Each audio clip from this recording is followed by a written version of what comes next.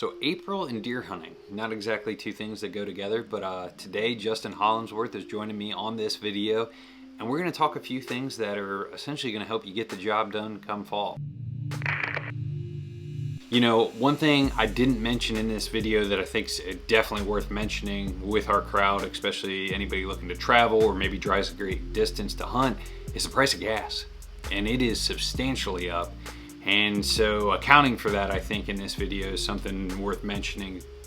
It could be picking up a side hustle, chopping some extra firewood. I've got a couple $100s myself sitting outside to deliver for fall to help offset that gas price. But it's something that you don't think about now, but having some extra funds for gas in the truck is a big thing. All right, let's jump into Justin and I's conversation.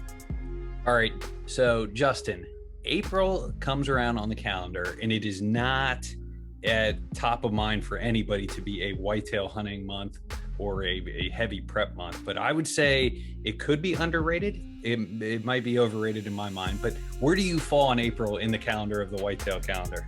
Most of the time for me, I kind of look at February till say the end of April of a time frame of, spending a lot of time shed hunting, which has not been very productive this year. Probably one of the worst shed seasons I've had in a while. I like to get minerals out. That's a good time to get minerals out. But probably for me, I'm still trying to get more access. Okay. Do you feel it's overrated or underrated then? Or equal, like it's appropriately rated? I wouldn't say appropriate. I think it's a priority. Okay, needs to be a priority. Yeah, I think from like those 3 months are like, those are the times that you want to get in front of people to talk to them about trying to get access to a property. Because a lot of times too, it's cold outside and or just crappy weather in general. People are home. And that's a very good point. That's always been a good time to just get yourself in front of them. Or maybe it's somebody you've been working on for a few years, you're just trying to, I've always said like, I've always looked at it like this. If I'm the landowner, why would I let just some random person on my property? Probably the best approach is try to let them get to know you, let them feel comfortable enough to, get the opportunity to hunt their place. I think that's the biggest thing. Okay. So April stands for access. Yes. And a lot of times too, you get people out April, like if you get some nice days, you can catch them doing yard work. Okay. See, you got some good tips there as far as getting on a place. Now, what about whitetail projects? Because I feel like do some heavy food plot work, even if it's not giant in size. I know you have property that you've got permission to do a couple other things on, as well as maybe more on the habitat side of things. Is this a heavy time for that kind of work to be started? Yeah, for sure. I think it's just a good time. The tricky part right now is it's always wet. It's always raining. I mean, it's raining today.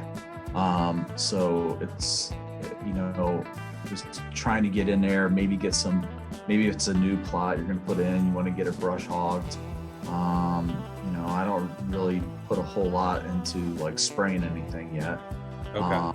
Or maybe it's a new, maybe it's a new little area and maybe you got to cut trees out of it or whatever, just to get, to open it up or whatever. The other thing too, sometimes what I like to do is like, I'll cut some little trails in sometimes. Okay. And force the deer to walk a certain path based off of maybe a couple trees in mind, from hunting the property previous to that or something like that, like just to kind of manipulate those spots. Yeah, yeah, I've done some food plot clearing type timber work, if you will, where it's more chainsaw driven work than actual food plot work. I've also done some timber stand improvement where I feel now. I will say when I feel comfortable IDing trees based on bark, I think rewind 5-6 years ago, I wasn't as comfortable. I would wait for leaf out because I didn't want to cut the wrong trees. Yeah, I know what you're saying there because I'm closing on a piece of property tomorrow, so I'm dying to get over there to do some hinge cut work in a certain area. You know, whenever it's you know, your trees that you're cutting, you always got to think about, you know, what each tree, the value of each tree, and exactly, you know, come up with a good game plan. Because no expert in that, but I think I've talked to enough guys and watched enough stuff that's being put out there on you know, YouTube and everything else, on some guys that know their stuff, that I could go in and I think it's a good idea too. Just you know, I had a forester come out, walk the property, kind of give me rough idea of, you know, what the timber was worth and stuff like that, along with, you know, from a whitetail standpoint of maybe some of the stuff that I need to cut out, or maybe even just do some hack and squirt kind of work. Yeah, I had a forester come out to my small piece. Oh, this has been 7 years ago. One, it didn't cost me any money to have him give me an evaluation, and like I learned a lot very quickly in a like 4-hour walkabout of my small acreage. Like, it was so valuable. It was like taking a mini biology meets deer hunting course in field. Super valuable. Well, and because a lot of people think that they know species of trees and stuff like that, and I think I do for the most part, but you know, when you're walking around with somebody like that, like what you just said, I mean, man, it is like you're taking a crash course that day and like really learning a lot. I would like to do it again. Oh yeah. We'll have them out in a couple years and look at some new bullet points. I think that's awesome. I feel like I look at April and I'm like, I want to get my bow system set up so come after turkey season, I can just focus on shooting and reps and maybe shooting some 3D. Is that something you've tinkered with in the past in April as well?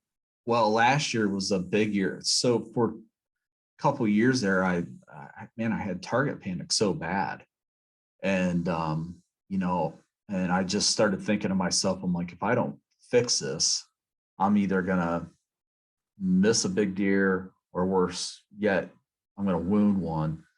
And I just felt like my day was coming if I didn't fix it. So last year, probably in January or February of last year, like I just started shooting a back tension release and trying to work just stuff up close, you know, 10 yards, and just working on form and letting it be a surprise, and not, you know, punching the trigger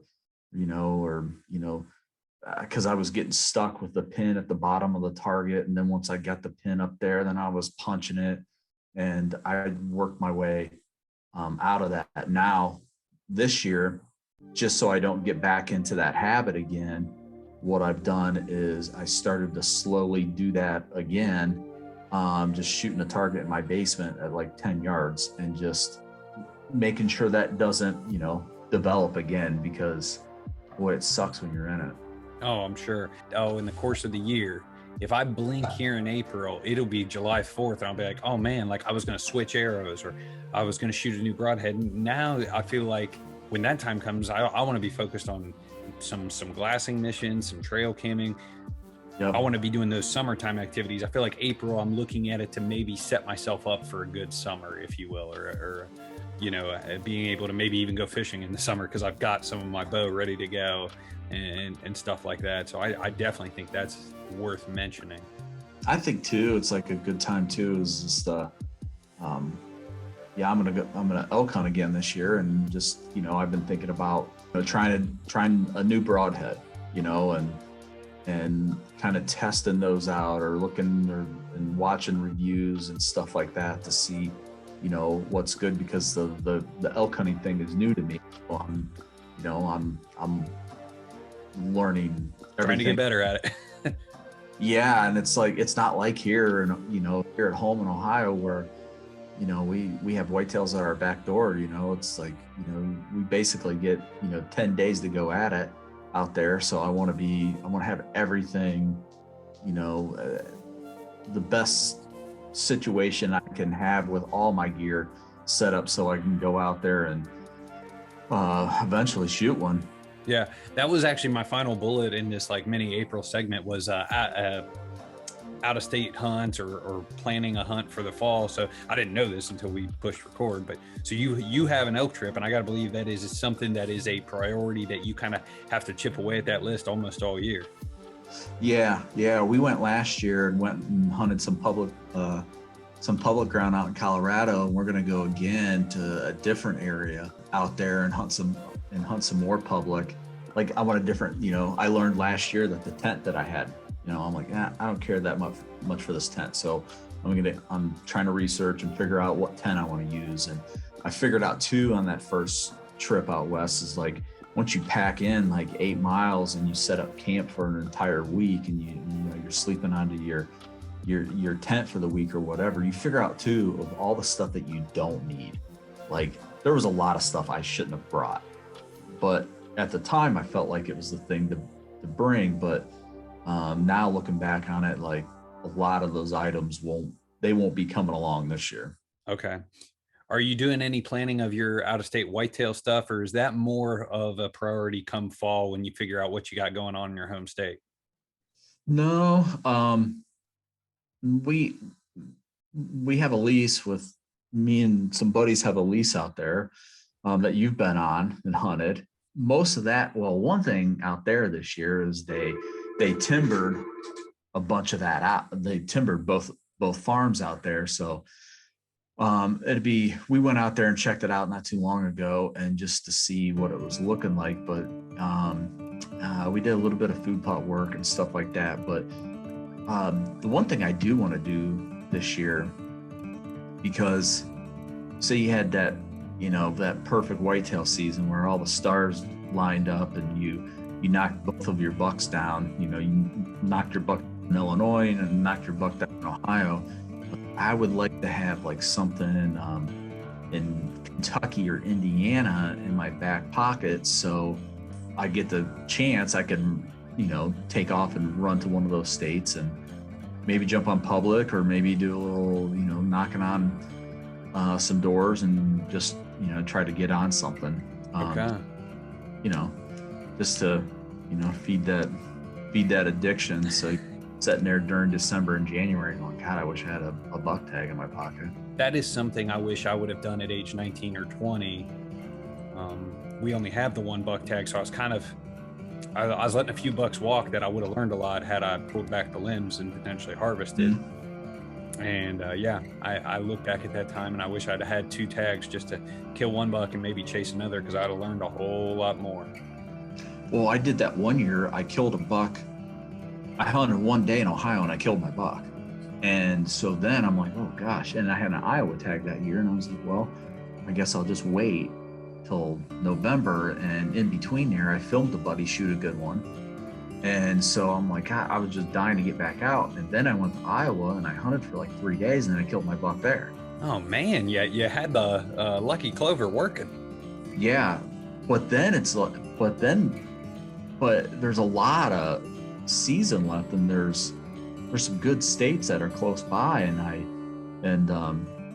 remember numerous times thinking, gosh, I just need to go jump on another state here or whatever, and I wish I would have. I never did. But all right, man, well, this has been a nice little like I said, a micro podcast, if you will, but I think there's a couple really good bullet points in there, especially some of those nuggets to a guy looking to get an access, especially, and then some of the bow stuff to always working at the craft. So I really appreciate your time today.